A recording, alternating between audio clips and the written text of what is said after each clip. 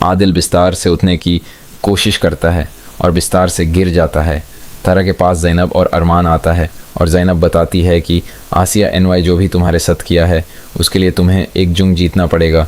तारा बीवी कहती है मैं सब कुछ हार गई हूँ। तो अरमान कहता है अदील साहब को सब कुछ पता है, मैं अदील साहब और राहा बीवी को सबूत दिखा दूंगा।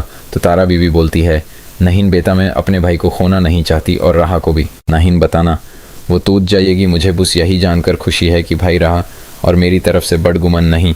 और अरमान से माफ़ी मांगने लगती है। अरमान बोलाता है माफ़ी मांगने की ज़रूरत नहीं है, मेरी माँ भी होती तो यही शक करती। तारा खुश हो जाती है और फिर बोलाती है मैं तुम्हें एक ज़िम्मेदारी देना चाहती हूँ, मेरे मरने के बाद मेरी राह का तुम लोग ख्याल रखना।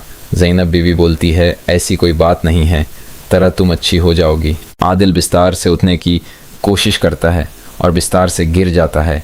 तारा के पास ज़ैनब और अरमान आता है और ज़ैनब बताती है कि आसिया एनवाई जो भी तुम्हारे साथ किया है उसके लिए तुम्हें एक जंग जीतना पड़ेगा।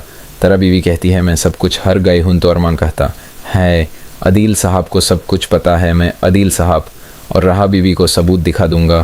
तो तारा बीवी बोलती है नहीं बेटा, मैं अपने भाई को खोना नहीं चाहती और राहा को भी नहीं बताना। वो टूट जाएगी, मुझे बस यही जानकर खुशी है कि भाई रहा और मेरी तरफ से बड़गुमन नहीं।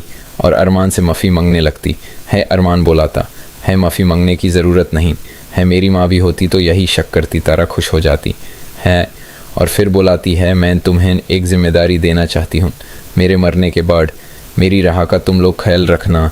ज़ैनब बीवी बोलती है ऐसी कोई बात नहीं है, तरह तुम अच्छी हो जाओगी। आदिल बिस्तार से उठने की कोशिश करता है और बिस्तार से गिर जाता है।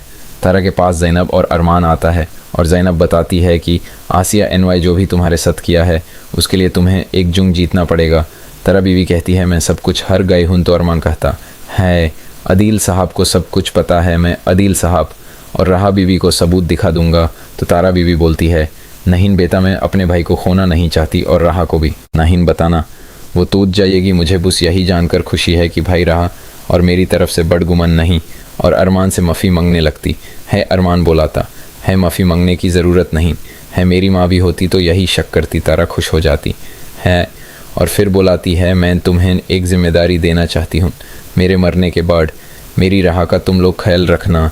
ज़ैनब बीवी बोलती है ऐसी कोई बात नहीं है, तरह तुम अच्छी हो जाओगी। आदिल बिस्तार से उठने की कोशिश करता है और बिस्तार से गिर जाता है।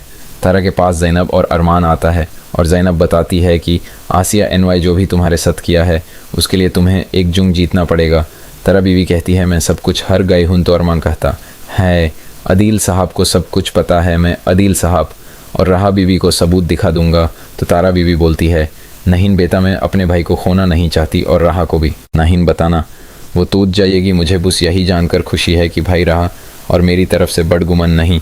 और अरमान से माफ़ी मांगने लगती है। अरमान बोलाता है माफ़ी मांगने की ज़रूरत नहीं है, मेरी माँ भी होती तो यही शक करती। तारा खुश हो जाती है और फिर बोलाती है मैं तुम्हें एक ज़िम्मेदारी देना चाहती हूँ, मेरे मरने के बाद मेरी राह का तुम लोग ख्याल रखना।